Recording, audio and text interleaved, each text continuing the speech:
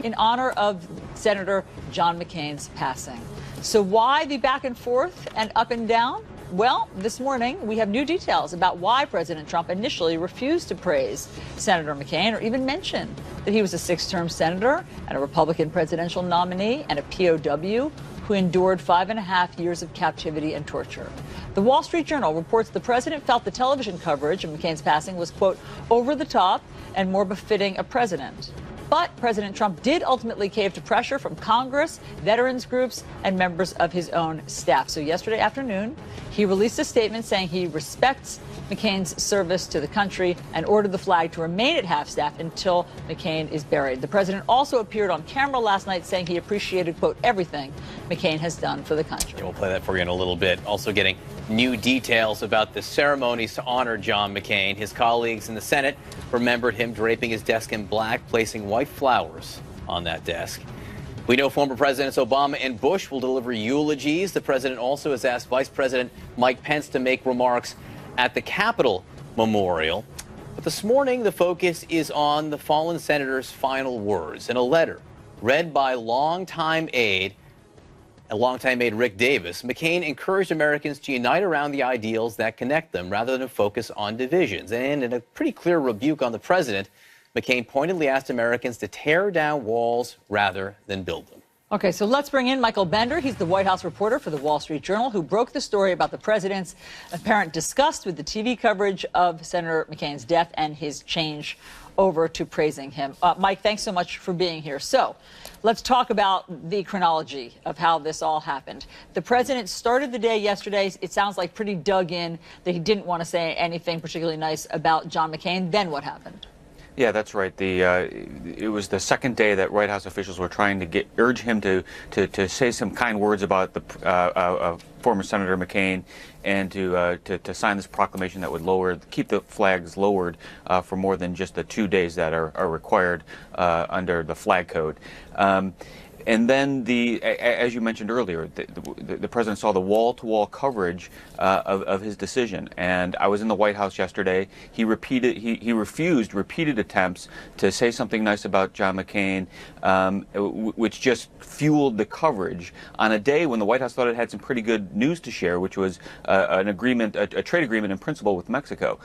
Finally, it was, from what I'm told, White House Press Secretary Sarah Sanders, who stayed on the president and repeatedly urged him to sign this proclamation, and it wasn't until yesterday afternoon that the flag was lowered after it had been raised earlier in the day. Okay, so that's very interesting, Mike, about Sarah Sanders being instrumental in here, because, you know, to be honest, so people in the media and the public often question what her influence is and her role is, and if she does have any powers of persuasion over the president. So can you tell us more about your reporting that it really was she, more than Chief of Staff John Kelly, more than the VFW influence that had also called the president? Well, that's what my reporting is, and it was Sarah is in the room quite a bit. She's become a trusted advisor to the president. I'd be careful to say anyone has sort of influence over the president, right?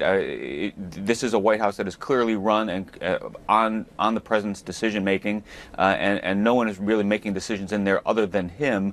But you know, in the year or so that Sarah's been press secretary and has had a lot more of a communications role than a lot of her predecessors. She's in the room quite a bit. We see her at the table and during cabinet meetings. She's become a very influential with the president. And I think the other thing to remember here too is she was pretty outspoken on Senator McCain's passing as well, and retweeting a note from Senator McCain's daughter. Sarah, of course, is a daughter of a prominent politician, so I think she sees you know, some parallels there and appreciates how a father is treated in politics. So I think she had a very clear focus and understanding of what this moment meant, and repeatedly expressed that to the president over the last couple of days. I want to read just a portion of that statement that finally came out by President Trump after so much pressure. Here's the beginning of it. Despite our differences on policy and politics, I respect Senator John McCain's service to our country, and in his honor have signed a proclamation to fly the flag of the United States at half-staff until the day of his interment. It's not typical sort of Trumpian language and syntax, if Twitter is any indication. Who crafted that statement? It's a good question. I'm told that those are the president's words. I think there's some light editing that goes on in the White House with all of these statements, but he is he's very involved in these statements and dictates almost all of them that come out under his name. And again, I'm told by several people that this again is his statement. And he's to the point where the punctuation in this statement is where he wanted it. The commas and the periods are at the order of the president on this statement. That's very interesting because sometimes his punctuation is questionable, unique on Twitter, but also just that. What I believe you're reporting is that he felt very strongly about starting with, despite our differences on policy and politics. He didn't want to gloss over that they had a lot of differences and, in fact, acrimony. He wanted to start with that and then go into the kinder part of the statement. Yeah, I think there's no ignoring that, and that's part of the problem, or part of the reason, at least, that this took 2 days to get done. And the battles between the president and Senator McCain are weighed very heavily on the president's mind, even in death. Okay, Mike Bender, thank you very much for sharing your reporting with us. Really interesting. Okay. All right, let's get reaction. Once again, David Gregory joins us, as well as senior White House correspondent for Bloomberg News and CNN political analyst Margaret Talev, also new Harvard fellow Margaret Talev. I wanted to congratulate you. Allison. I was like, Harvard. We get enough of that. It was important to me to say congratulations. Man of the people, David Gregory, joining us from Nantucket. Margaret, I want to ask you. I am in Washington, D.C. this morning. All right. Thank God you got the private jet down there. Margaret, I want to ask you, because you and your Bloomberg colleagues, they were on the phone. You guys were on the phone all yesterday, learning the reaction, I think, from voters out there, from people to what was going on. And you got a sense of the pressure that the president must have felt by yesterday afternoon. Yeah, my colleagues on the Hill and our White House team reaching out to congressional offices as part of trying to understand what was happening. And these offices were being flooded by complaints from voters who were very upset at the way the president had handled things and about the flag issue. And then, of course, you saw what happened with veterans organizations, including the American Legion.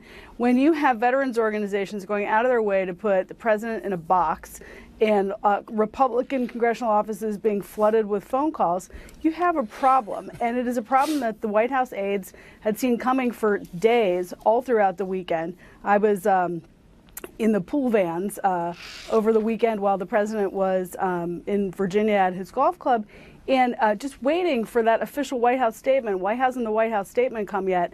And we began to understand yesterday kind of the etymology of why this had become so complicated, and yet how clear the pressure was for the president to just set the tensions aside and do what would normally be done for a lawmaker of this sort of VIP national status. Yeah, David Gregory, it doesn't take a crystal ball to see this one coming. I mean, of course the American Legion, of course constituent. John McCain was in some ways, a class of his own. You know, he was not your everyday senator that might squabble with the president. And the fact that the president was so terribly tone deaf on this, I mean, sometimes his instincts obviously are right on and appeal to voters in a really deep way, and sometimes they're off kilter.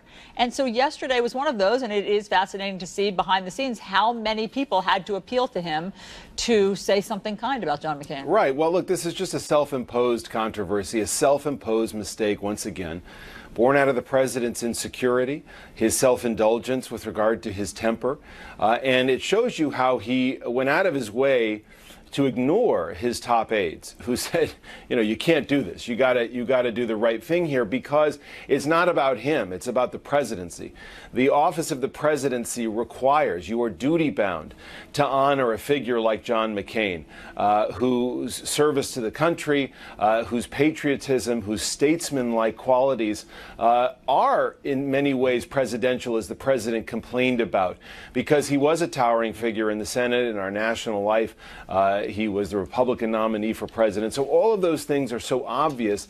And, you know, here's the other thing. The president didn't have to diminish the fact that they didn't agree, and he's not going to be seen as a sellout by his stalwart supporters by being gracious in McCain's death. It's what's required of our national life. It's what we, you know, aspire to see in our national leaders, that they can show some level of decorum and graciousness, especially in these moments. Let's play what he finally did say last night at the White House. He was with a meeting of evangelical leaders, a dinner that had been planned for some time, and finally, 2.5 days later,